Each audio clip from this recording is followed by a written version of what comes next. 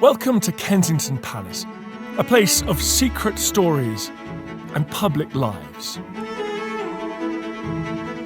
300 years ago, it was the glittering heart of court life during the early Georgian era. It's always such a thrill to be in Kensington Palace, to walk in the footsteps of the Georgian kings and queens. But this time, I'm not here to talk about those monarchs and their grand advisors. This time, I want to go beyond these beautiful staterooms and try and find out what was happening behind the scenes. I've come to visit at a great time. Historic royal palaces have been working to lift the veil of the public-facing court and explore the lives of the many people who lived and worked here, in front of and behind the scenes. They've brought together an amazing collection of objects, many of which have never been seen before. The apron is a genuine survival of something a servant wore, and we have very few such items. It's a rare opportunity to explore what life was like for the servants and courtiers who ran Britain's royal palaces for centuries. This kind of notebook is incredibly important because it gives us insight into what really went on every day. From seamstresses to cooks, from wet nurses to yeomen, diplomats to royal attendants, a host of people filled Kensington Palace, keeping the royal machinery running. It's time to hear their story.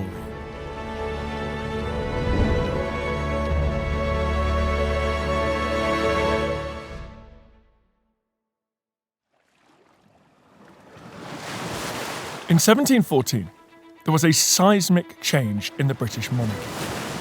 The small, provincial and crucially Protestant court of Hanover crossed the Channel to London.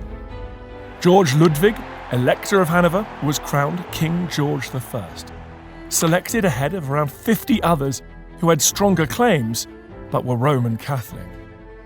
He adopted Kensington Palace as one of his principal residences and renovated it extensively.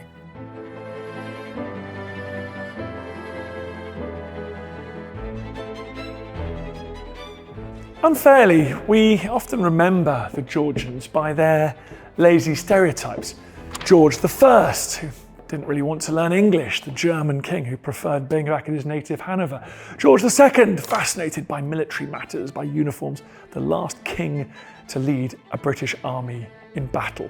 George III, the so-called farmer king, a man who wrestled throughout his life with bouts of insanity. And George IV, the interior design obsessed playboy who managed to convince himself that he'd been at the Battle of Waterloo. Now, as so often with stereotypes, there is an element of truth to them, but actually they obscure what's a far more sophisticated picture. 4 Georges ruling over 116 years, a time of profound societal, industrial, imperial transformation. And, ironically, a German family that helped to define Britishness itself.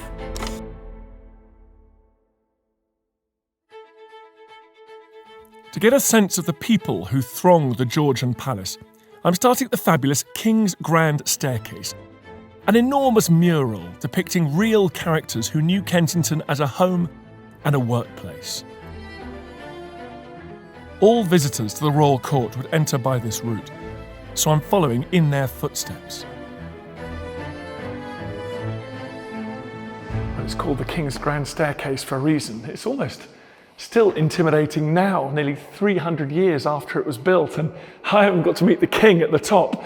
This would have been illuminated by candlelight. You'd have been wearing your finest clothes. You'd been practicing your greatest lines to impress the monarch. Making all this pomp and circumstance happen, though, was an army of people. People who are captured on the palace walls. As you move up through this staircase, you're surrounded on all sides by beautiful art. Art that's imposing and impressive and conveys power, but also something very different. Lots and lots of human faces, and not as you might expect, soldiers or admirals or classical heroes of antiquity, but normal people. To find out more about these intriguing characters who still gaze at us from across the centuries, I'm meeting Kensington Palace curator Mishka Sinha.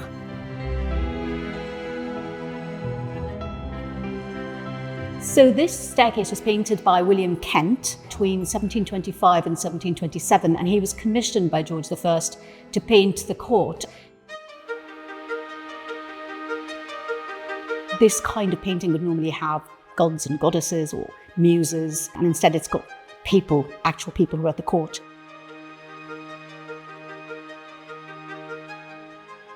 Why was that? Is that something to do with George's character? Perhaps George wanted to represent a different kind of court. It's much more cosmopolitan, it's much more diverse, because he's coming here in his 40s. He brings a large number of his courtiers from Hanover with him. They are very much resented by the English court. He has to send most of them back. But the ones he has, he kind of retains, and they become his intimate inner circle. We know that George is conscious of his own difference. We know that he's uncomfortable with the English court. So it's almost confrontational. So people are climbing up these stairs, they're arriving, they're nervous, and they've got all these paintings going, you're coming onto our turf now. And the painting doesn't just represent the posher courtiers. Take a closer look and you could discover all of Georgian palace life. What's interesting here is that there's a range of people. We think that that is a page of Henrietta Howard, who later became George II's mistress. She was woman of the bedchamber, which is quite a high up position held by aristocrats. On the left there is John Arbuthnot, who was a doctor and who had the care of the young boy there, Peter. Peter was another of the unusual elements of George's court that he chose to have portrayed. And Peter was known at the time as the wild boy. He was discovered in the woods near Hanover, and he was seen as something of a curiosity. Arbuthnot was given charge of the boy to try and teach him how to speak, which he never did learn.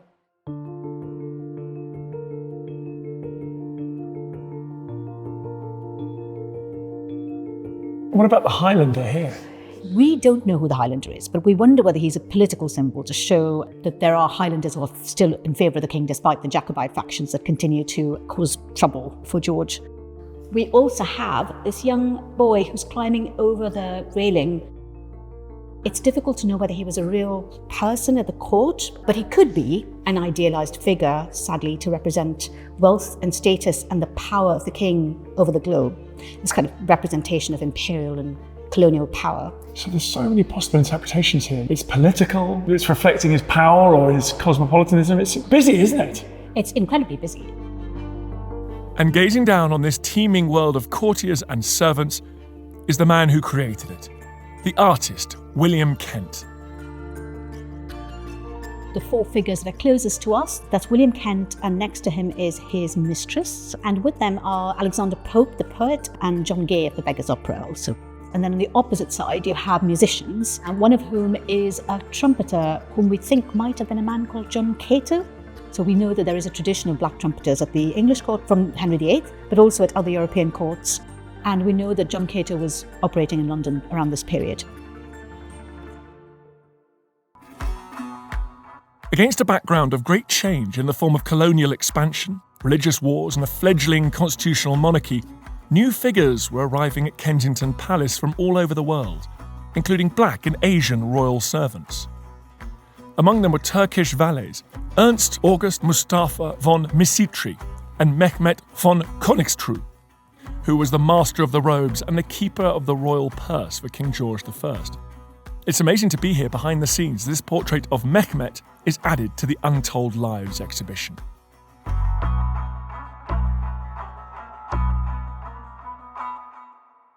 He was one of two men that we know of who were taken prisoner of war in what was then Ottoman-governed Peloponnesian Greece.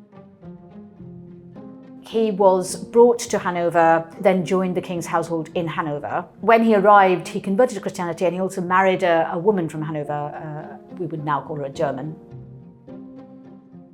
When he was baptized, he took the name of George I, Ludwig Maximilian, but he retained his name Mehmet. And so he had this really interesting, I think, double identity, which you can see in a sort of in the way that he constructs himself as someone who is obviously exotic, but is not obviously from the Ottoman Empire. He's got this Polish Eastern European fur hat, and then he's got what look like Far Eastern undergarment and a jacket. So it's a very interesting composite identity that he creates for himself, and very unique. And it is quite unique. A king of Britain, his two closest servants were from the East, and that was a little bit unpopular in some quarters. Yes, they were quite unpopular. I mean, Mehmet has to make personal sacrifices to come to Britain, so does Mustafa, because they both have wives and children, and Mehmet has to leave his wife, Marie, behind, and it's clearly quite difficult for them to be separated. The other sacrifice he makes is that in Hanover, Mehmet has a social position. He's married to the daughter of a prominent brewer.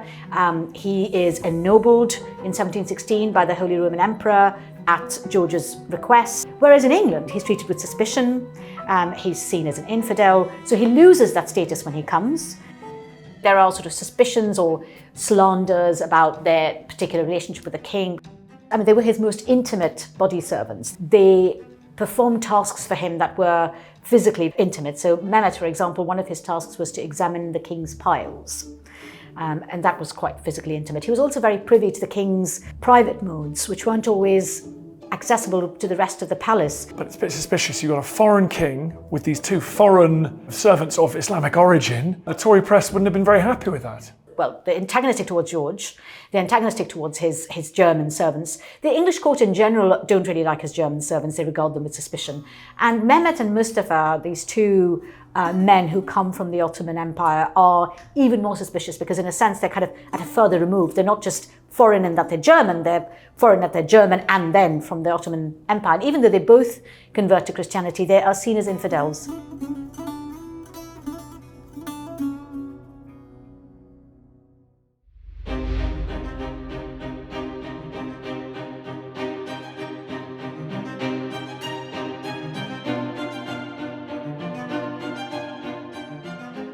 The early Georgian period was a time when politics was still personal.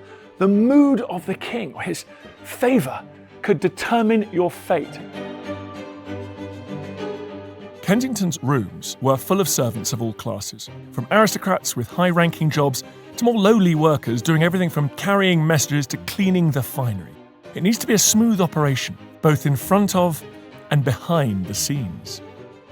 Beneath this glamour and luxury, it's a very different side to this building as well, which you can see if you come through here. Suddenly, you're in a very different scene, a world of narrow corridors and staircases, a place that would have been inhabited by up to 1,000 servants, moving to and fro, doing a multitude of different jobs, all of them keeping this royal show on the road. The stairwells and corridors of this palace must have been so busy, so noisy, as hundreds of servants ran around from dawn till dusk doing their day's work. And the way that the great engine of this palace was kept running smoothly, all those servants, all those departments, was through the use of bells. A royal costume needs urgent attention, royal food needs to be served, messages need to be carried. The bells told servants where to be and when to be there. Bells defined the servants' work in this palace. Fittingly, a humble bell is taking centre stage in the exhibition. This is a very typical servant's bell. And they've been up high on a wall somewhere, pulled by a wire. Obviously when the wire tugs, it will ring like that. They have different sizes to make a different ring, and so that would help the servants register where it's coming from, and they could look up on the board, it would be marked the name of the room they have to attend to. The idea was that the king and the queen would not see their servants unless they wanted them to attend them. Before, these mechanised bells were wired up around the palaces so the servants could be invisibly summoned. They would have a little table bell with a handle and just ring it, and the servants, the footmen, would be standing outside the door, hear the bell and come in and attend to them without having to say a word. So there was a whole etiquette to how people were summoned by the bell. And of course there were the other bells with the bells on the clock towers, so they would know the hours of the day as the day ticked off, and they know what duties they had to go to at particular times of day.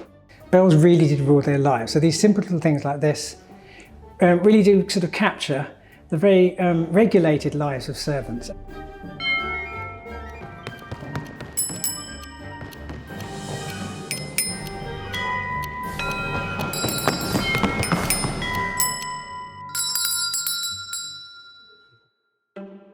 The royal staff list was unending. It contained a decipherant, a secretary for translating into Latin, an embellisher of letters to foreign princes, and 48 chaplains who were the master of the revels, the surveyor of the waterworks, the keeper of the lions in the tower. There were musicians and a dwarf comedian from Poland named Ulrich Jory, a clerk of the spicery, yeoman of the salt stores, 3 confectionaries who made the king's cakes. There was a master of the horses, there was a mole taker, a rat catcher, and a keeper of the ice and snow. Some of the tools of their trade are going on show for the first time. So this is a really unusual object for a very peculiar sounding job. This is an ice saw that would have been used by the keeper of ice and snow at the palaces, whose job was to collect ice from the canals and the ponds around the palaces and to save it as long as they could in the ice house, which is a big insulated sort of tank. And the royals were the first to have an ice house in this country in the 17th century, and one still survives at Hampton Court. And this is where the saw comes from. And it was there specifically for the fashion for having ice desserts and ice drinks, and also for cooling champagne, of course, which is another fashion of the time. And there was actually a keeper of champagne in the royal household at this time.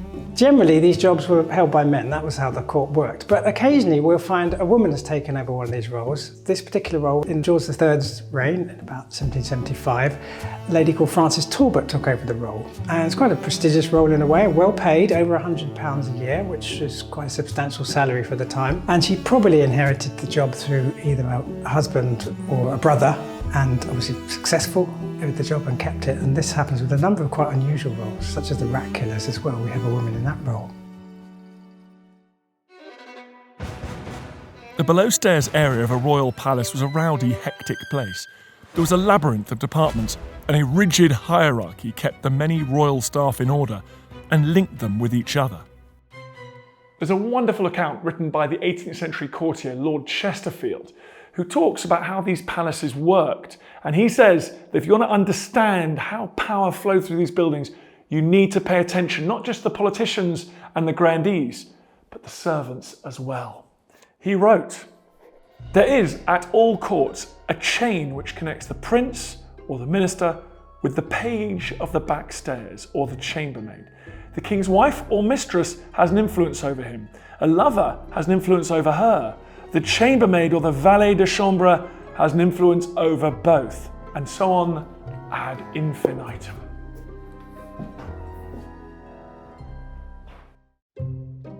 Lord Chesterfield also commented that dress is a very foolish thing, and yet at the same time, it's a very foolish thing for a man not to be well dressed.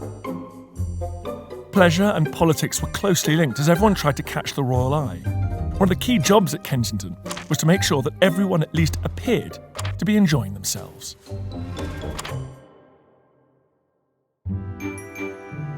Animating the court was the job of an energetic band of smart, beautiful young women. They were known as maids of honour, and they had to be well born and very well brought up. And their role was to bring music and laughter and dancing and light into rooms exactly like this one. There would have been dances in here, and they'd have worn a very particular uniform. This extraordinary garment here. It is called a mantua, and it gets its bizarre shape from a frame made of whalebone. Now, these were very difficult to operate in. They couldn't really cross their arms. They certainly couldn't sit down. They had to take very small steps to walk anywhere.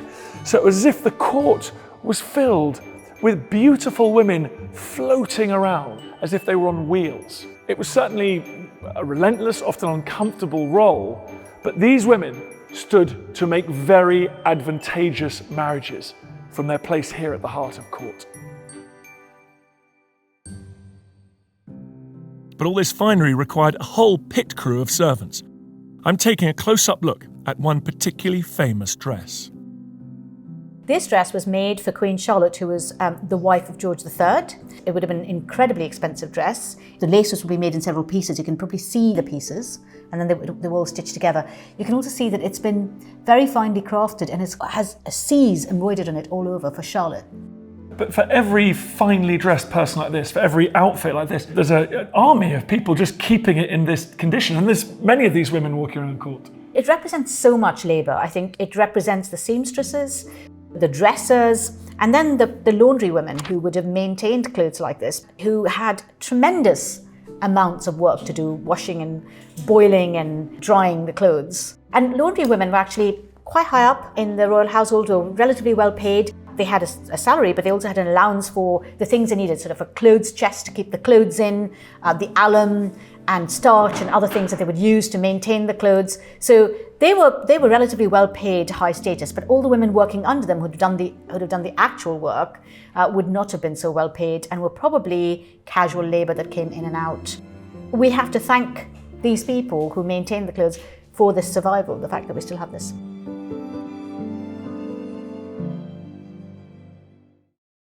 Contrasting Queen Charlotte's extravagantly detailed dress, the exhibition also showcases the humble uniform of a woman who played a role in dressing her in finery. And the way servants dressed, in uniform or not, also indicated their status. Compared to all the extraordinary outfits I've seen in Kensington Palace over the years, this is definitely the most modest, but it's equally important. It is really important because the apron is a genuine survival of something a servant wore, and we have very few such items. So this belonged to a woman called Mrs Thilker. She was a dresser to Queen Charlotte, and we know a little bit about her because she's mentioned in Fanny Burney's diaries.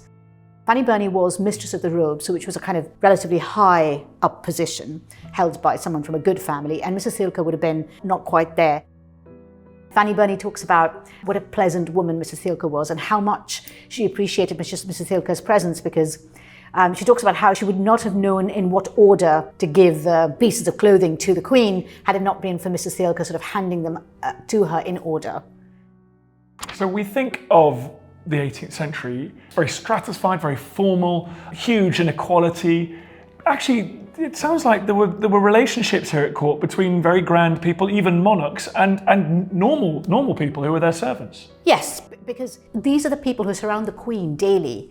So, Fanny Burney talks about how the Queen starts to put on her clothes at sort of 1:45. She talks about how she starts to powder her wig. And all of these things were done by people around her who would have been, in a sense, the people closest to her. Fanny Burney also talks about how the Queen would read her newspaper throughout the time while she was being dressed and read out bits to her. So there was a relationship there. And then she had a relationship with Mrs Thilker. Compared to exhibitions that you guys have done here around the queens or people like that, has this been much harder? You have to do lots more digging and sleuthing to find these objects? For us, this was about doing an exhibition around the people who did the work, but they are often people who don't really have names and records, because the names and records are often of the wealthy and the privileged and the people who have status. And so trying to find records for underrepresented people is sort of like an anomaly, an oxymoron. How do you do that? And so digging around these stories has brought items to light, but there are things we're never going to know, but that leaves more to the imagination. One very central part of life at court that's more well documented is the royal banquet. Royal banquets were exceedingly elaborate. They were served in the French style, à la française, which means that all the food for a course would be laid out on the table at the same time. And that meant that when the butler came into the drawing room here and announced that dinner was served, people moved through to the dining room to see a massive table absolutely laden with delicious food. At Kensington Palace, some banquets had as many as 70 different dishes per course. Sadly, the Georgian kitchens of Kensington Palace no longer survive, but they must have been a hive of activity to cater at such incredible volume, not to mention the quality expected by royal appetites. In charge of it all was one of the most important servants of them all, the royal master cook. Normally have at this time 3 courses, but not like we think of today. Each course is laid out on a table on a sort of buffet for each course. A first course, and then actually an interim course called a remove, where they take away some of the dishes and bring some others, so they're removed, and then a second main course. The first one tends to have the really bigger, heavier dishes. The second one might be a bit lighter, perhaps a bit less red meat. And then everything's taken off the table and you have the dessert. And that's why we call it dessert today, because they take away everything and leave nothing, and leave the bare table without a cloth. And that's when they will bring on things to end the meal with. Very luckily, we still have the surviving detailed records of one royal master cook. William Daniel, the master cook, to George II and Queen Caroline. And this is his kitchen notebook, begun at Kensington Palace on June the 1st in 1736. As the master chef, he's in charge of all the deciding what specific dishes are served to the King and the Queen and the whole court, at the top end of the court, throughout the year. And it's an extraordinary record because it's his personal notebook and it shows his thoughts, his changes, his innovations sometimes, even doodles. And these records don't usually survive. So on the 11th of December, we started with some quite largely French influence and English things. So we have a potage puree of pork. We have pullets, small chickens in a ragout, that's a kind of stew, a white stew. But if we look down the page, we've got some interesting things which is showing influences from farther afield. So we've got literally macaroni and cheese, way back in 1736. And we also have a German dish here. I don't know what this is, we haven't really worked it out, but Früchtling Hanover. Of course, the King and the Queen born in Hanover. And they've taught this English chef how to cook it. Christmas Day, 300 years ago, and we have some familiar favourites, literally old favourites. Plum broth, mince pies, which would have had a lot of meat in them in those days. Our turkey, obviously. We have quite simple dishes like egg cheese and jellies. Those are meat jellies. So quite familiar fare there for Christmas Day. I think there's some really interesting food that's not typical of an English monarch at this time. So there's quite a lot of offal. We've got here tongues and udders boiled. And that's quite, this is on the main royal plate. So that was considered something worthy of a king. And then, rather surprisingly perhaps, potted turtle. Well, yes, turtle was a great delicacy then, but next to it, puffins. This is happening at the top end of court. Obviously, they have the enormous reach of the court and the international trade, and the part of those things imported, as well as ideas about food, as well as some of the actual products. Up to this point, royal food was served usually on silver, occasionally gold, but to have a china plate was actually special. So certain dishes are marked down here as china plates, china hot, so hot food on china. They were probably quite smaller dishes and they've been quite elegantly arranged, and perhaps the centerpieces in the table looking different. And so the dishes in them are different from the typical dishes you find in the large, big salvers. This kind of notebook is incredibly important because it gives us insight into what really went on every day. So often in the past, the more ordinary people don't give us much a record of how they worked.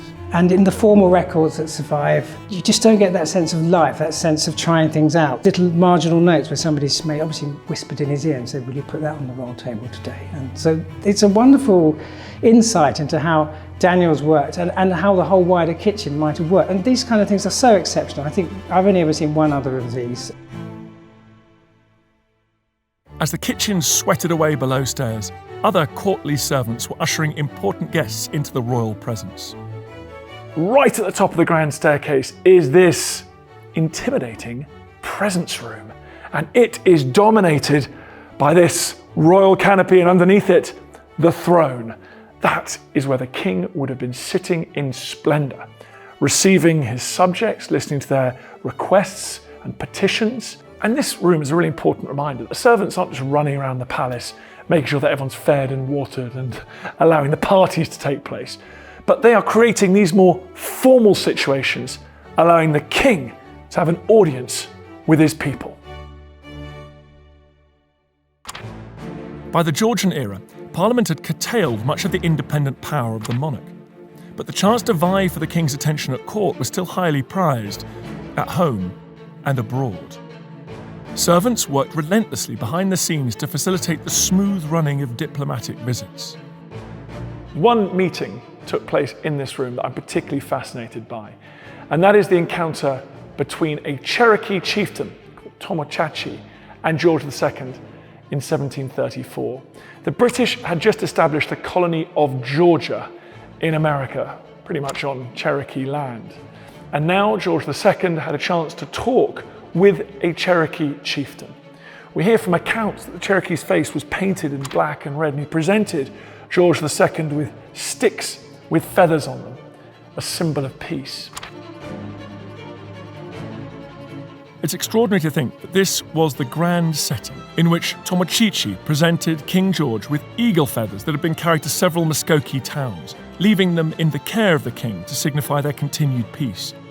This was a crucial early meeting between a British monarch and a delegation of Cherokee Indians from the new colony of Georgia, named for the king himself.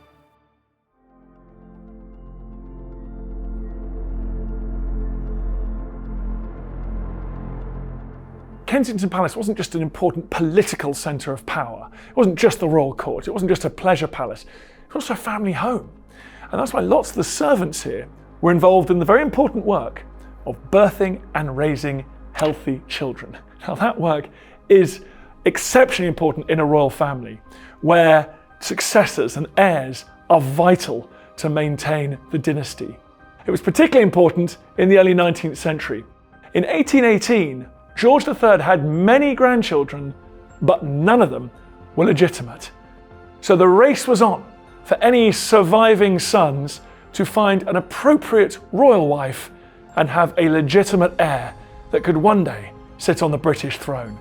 And it was in this room in the spring of 1819 that project enjoyed great success, because just over there, a healthy little baby girl was born.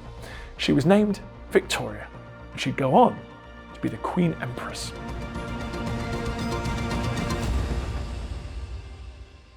Taking care of and nourishing royal babies was a task of crucial importance, only entrusted to the most reliable servants.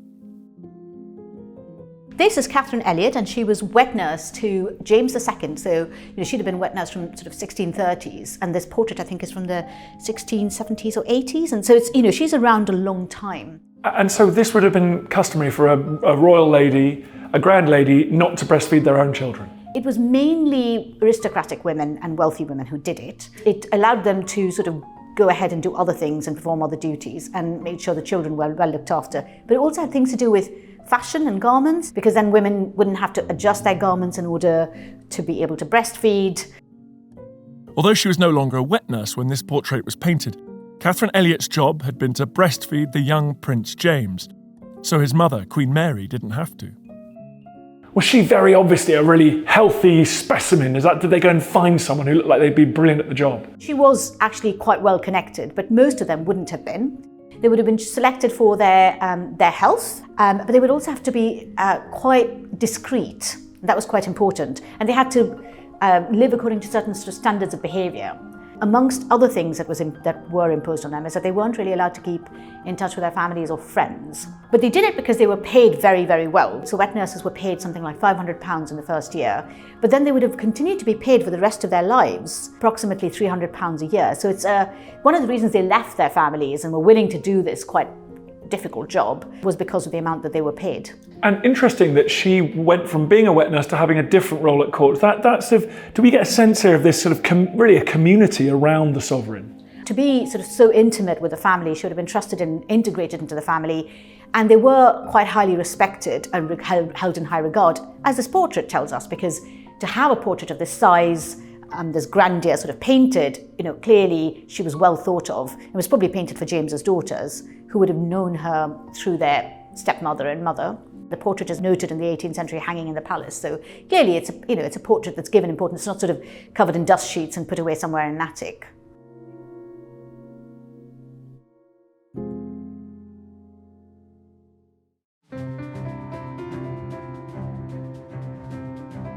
At the centre of royal life, from its social and political functions to its diplomatic and dynastic responsibilities, there were an army of servants who ran royal palaces for centuries. But looking more closely at everyday items from oil lanterns to bells and aprons, and examining less well-known finds like the tools of the keeper of the ice and snow, we can understand more about the lives of the people who worked here. Zooming in on the stitches in elaborate court dresses, and taking a look at the faces portrayed in art around the palace, opens our eyes to the huge range of backgrounds of these individuals, breathing life into real, often forgotten people who experienced the hierarchies and inequalities within places like Kensington Palace. We can all recite the names of the kings and queens of Prime Minister that walked those corridors of power. But I'm embarrassed to say, until this trip to Kensington Palace, I hadn't really thought much about the other men and women who played a vital role in keeping the court going. People born high and low, who had different jobs to do. Some of them almost obscured from the historical record, but their stories are there and great researchers have found them. And it means that we can now build a much more real much more vivid picture of royal life in this palace.